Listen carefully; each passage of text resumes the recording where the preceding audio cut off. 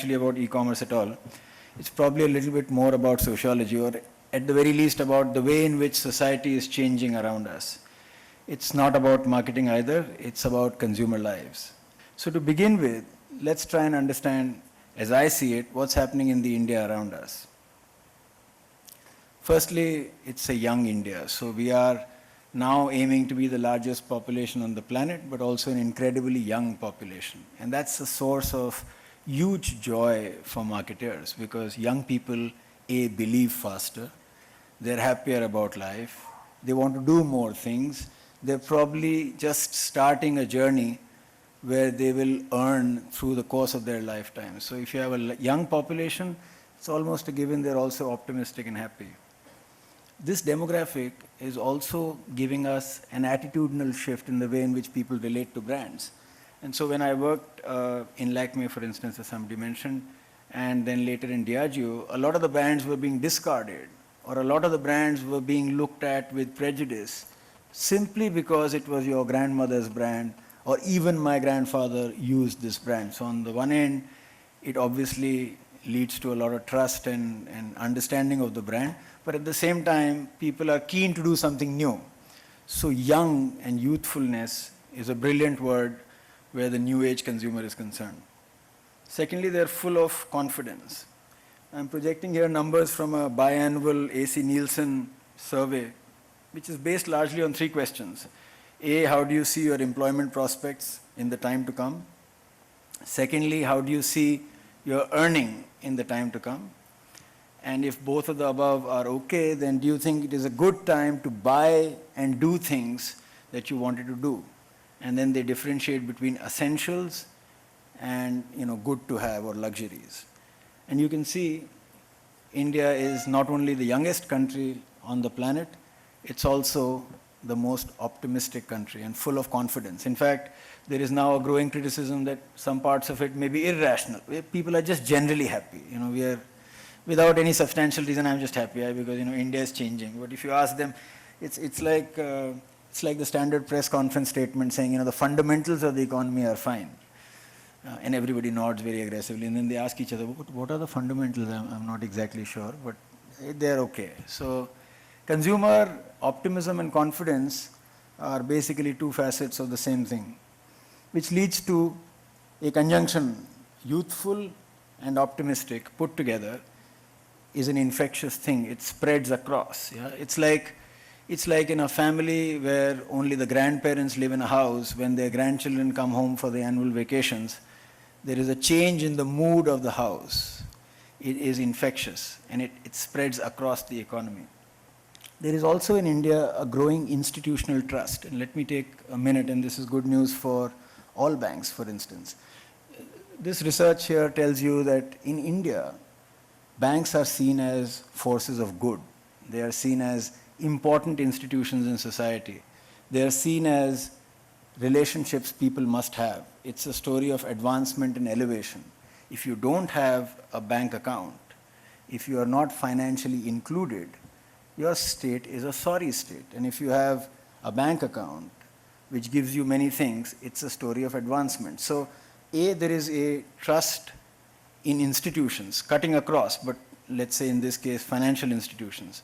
And secondly, there is an increasing belief in the power of brands. So if you're not, no matter what level of income you're at, you wish to have the best and the most aspired for brand that you can afford.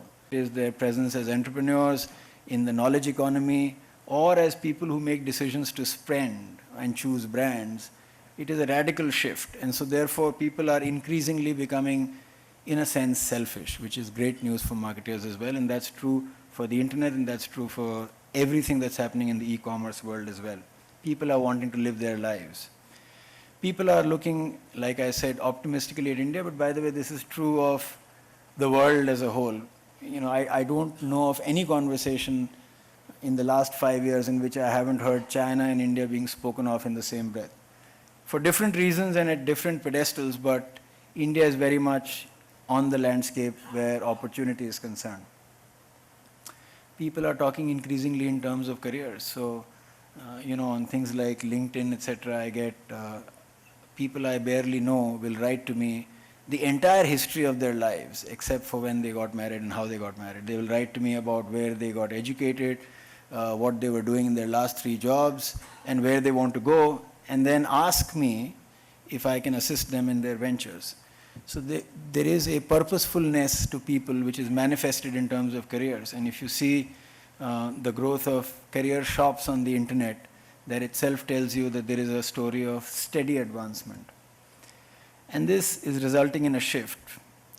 Whereas earlier in India, the ethos was to tell you to be satisfied, willing to be led, accepting of your circumstances in life, a little passive and always cautious.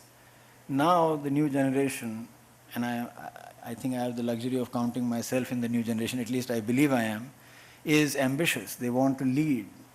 They are leading in new ways. It's not the conventional leadership, but they are being active about many of their interests and passions, and they are willing to take risks.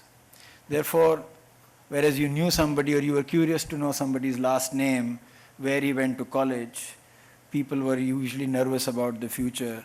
They were very, very observant of all the rituals and looked up to the employers, and they were willing to be followers. Now it's not unusual at all to be on first name basis, unmindful of hierarchy, to be bold, to be excited about the future, and to think of yourself. No matter what your situation may be in life, people think that they have a better tomorrow and they can be pathfinders and dreamers. And therefore, we are creating a new generation of explorers. People are going to new destinations. I spoke to some people here who are about to launch a new travel channel. And in my last job, 2 members of my immediate team got married and they were going to Greece and to Bali for their honeymoon. And every time I went back and told my wife, she thought I was a cheap-ass guy because I had taken her to Himachal Pradesh. So she said, you know, and she was doing all the inflation regression and everything and saying, even then you had enough money to probably I did, but you know, there was no sense back then that, you know, it was the done thing for a young guy who's some area sales manager in Hindustan Lever to tell his regional sales manager, sir, I'll be out for 2 weeks, I'm going to Turkey for a honeymoon. You know, people didn't do it, but now they are. They're exploring new cuisines. The hottest restaurant in Delhi is Vietnamese. And if you're saying, let's go out for Chinese, you are fairly boring. So, you know, the new kinds of cuisine are catching on. Alternate career options. One of my buas married into a family which is a 4th-generation army family, very conservative family from Rajasthan. And the son wants to be a pastry chef. And he is in class 11 or 12, and it is leading to a lot of hypertension issues in their family because they cannot reconcile themselves to the fact that a boy whose name is Vikram Singh wants to be a pastry chef. So, you know, there's a struggle there. But the reason I'm exploring all of these facets is it's having a direct impact on the way in which people transact and lead their lives online as well. They're exploring adventure sports. It's, my wife naturally is a few years younger to me, and she likes to make even younger friends to believe that she is forever young. And those kids talk about going to New Zealand and doing bungee jumping. I must confess it's not something that is sort of usually occurs to me to go and, you know, climb a pole and then jump with an elastic band around my legs.